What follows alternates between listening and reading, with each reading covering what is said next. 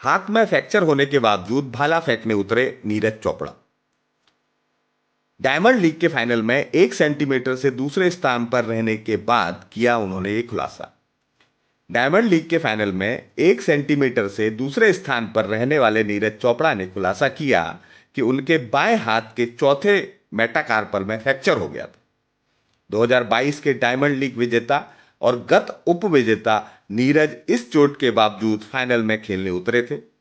नीरज शनिवार की रात 87.86 मीटर के साथ दूसरे स्थान पर रहे, जबकि पेरिस ओलंपिक में कांस्य विजेता ग्रेनार्ड एडसन पीटर 87.87 मीटर की दूरी पर भाला फेंककर विजेता बने, प्रथम स्थान प्राप्त किया। नीरज चोपड़ा उनसे केवल 1 सेंटीमीटर की दूरी पर थे। भारत का यह दुर्भाग्य है, अभी पेरिस ओलंपिक में 100 ग्राम की वजह से विनेश फोगाट अपना फाइनल मैच नहीं खेल पाई थी और हो सकता था कि वो स्वर्ण जीत जाती। इधर डायमंड लीग में ऐसा हो गया कि 1 सेंटीमीटर की वजह से, केवल 1 सेंटीमीटर की वजह से पहला स्थान प्राप्त करने में नीरज चोपड़ा असमर्थ रहे। लेकिन उनकी तारीफ फिर भी की जाएगी क्योंकि उनका एक हाथ में फ्रैक्चर हो चुका था। उसके बावजूद भी वो फाइनल खेले और फाइनल खेलने में उनको केवल 1 सेंटीमीटर की दूरी की वजह से सेकंड स्थान से अपना मन शांत करना पड़ा। अभ्यास सत्र के दौरान उन्हें चोट लगी थी। नीरज के मुताबिक सोमवार को अभ्यास सत्र के दौरान वो चोटिल हो गए थे। एक्सरे में पता चला कि उनके बाएं हाथ के मेटाकार्पल में फ्रैक्चर है। यह उनके लिए एक दर्दनाक चुनौती थी, लेकिन टीम की मदद से वह डायमंड लीग के फाइनल में खेलने में सफल रहे। नीरज थ्रो फेंकने के बाद अपने बाएं हाथ को ट्रैक पर रखकर सहारा लेते हैं। जैसे ही वो थ्रो फेंकते हैं तो बाएं हाथ से अपनी बॉडी को बैलेंस करने के लिए ट्रैक पर रखते हैं और उसके बाद वो रुकते हैं। लेकिन शनिवार को उन्हें चोट के चलते ऐसा नहीं किया और अच्छी बात यह रही कि नीरज दाएं हाथ से भाला फेंकते हैं और चोट बाएं हाथ में लगी थी।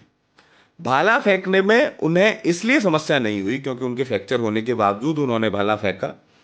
केवल भाला फेंकने के बाद जो रुकने की स्थिति होती है, वो ट्रैक पर अपने बॉडी को कंट्रोल करने की जो स्थिति होती है, उस स्थिति में वो अपने आप को उस हाथ से केवल रोकते हैं।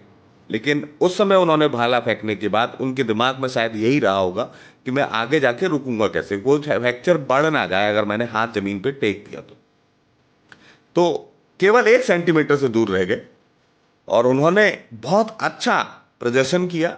मैं उनको बधाई दूंगा और उनकी जल्दी कामना करूंगा कि वो जल्दी स्वस्थ हो। अब फिटनेस पर वो काम करने वाले हैं। नीरज एक पूरे सत्र में अपनी फिटनेस से जूझते रहे। वह इस सत्र में 90 मीटर की दूरी को छू नहीं पाए। टोक्यो ओलंपिक में ऐतिहासिक स्वर्ण और पेरिस में रजत पदक जीतने वाले नीरज ने सत्र का समापन पदक जीतकर किया।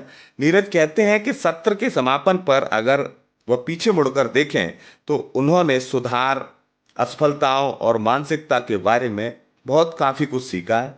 अब वह अगले सत्र के लिए खुद को तैयार करेंगे।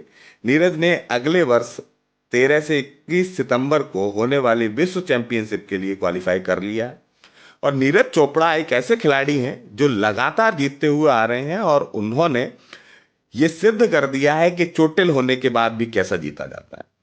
तो इसी तरह की खबरों के लिए समाज एक सोच को सब्सक्राइब करिए। Please like, share and subscribe.